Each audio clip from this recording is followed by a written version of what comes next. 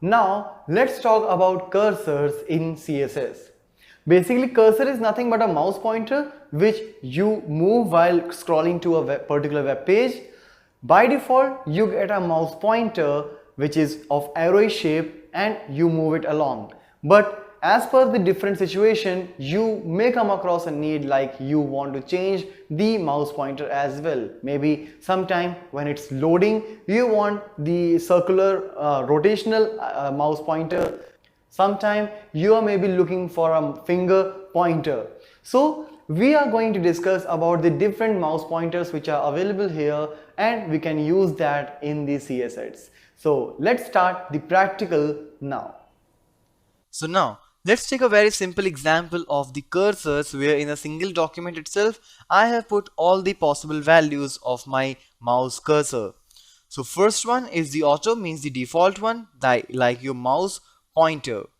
Now after that you have the plus symbol mouse pointer, that is the crosshair, the default one, pointer.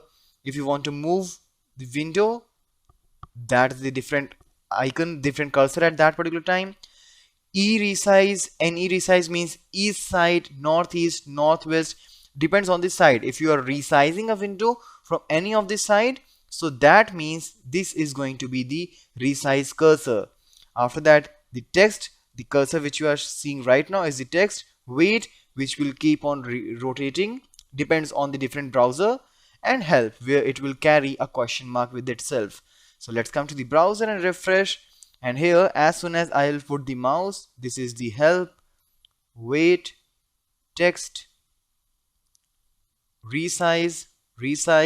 You can see it is getting changed every time. All right.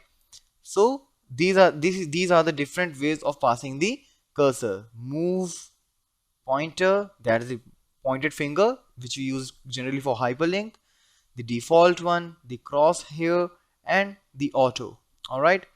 So these are the different options which you can see while working with cursor, and using any particular option you can put it anytime on your DOM as per the requirement.